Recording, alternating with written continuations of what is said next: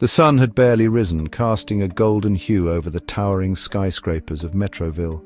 The city was already alive, its heartbeat steady and relentless. Somewhere in downtown, Mia adjusted her headphones, the soft hum of jazz blending with the distant honking of cars. Stepping out of her apartment, her sneakers hit the pavement with purpose. The city was her stage, and she was ready to dance to its rhythm.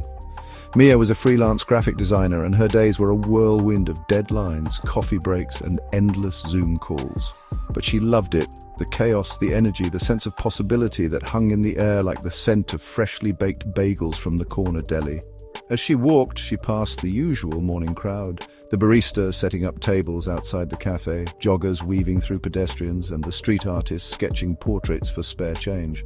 Her first stop was the cafe on Fifth Avenue. The barista, Raj, greeted her with a grin. "The usual, Mia?" he asked, already reaching for a cup. She nodded, tapping her card on the reader. The city was expensive, but moments like this, small, familiar exchanges, made it feel like home. As she waited for her latte, she scrolled through her phone, checking emails and Instagram notifications. The city never slept, and neither did her inbox.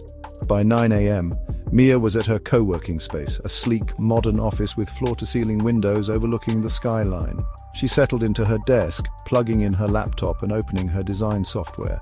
Around her, the space buzzed with activity entrepreneurs pitching ideas, coders typing furiously, and a group of interns brainstorming over a whiteboard. The city thrived on ambition, and Mia was no exception. She had dreams, big ones, and she was determined to make them happen. Lunchtime brought a brief respite. Mia met up with her friend Leo, a musician who played gigs at local bars. They grabbed tacos from a food truck and sat on a bench in the park, watching office workers stroll by. "How's the grind?" Leo asked, biting into his taco. Mia shrugged. "Busy, but good, you?" Leo grinned. "Same. Got a new gig tonight at the Blue Note, you should come." Mia promised she would, though she knew her evening would likely be spent tweaking designs for a client. The afternoon flew by in a blur of meetings and creative blocks. By 6 p.m, the sky had turned a deep shade of orange, and the city lights began to flicker on. Mia packed up her things and headed out, the streets now alive with a different energy. Neon signs glowed, music spilled out of open doors, and the air was thick with the scent of street food. She stopped by a pop-up art gallery, admiring the vibrant paintings on display. The city was a canvas, constantly evolving, and Mia felt lucky to be a part of it.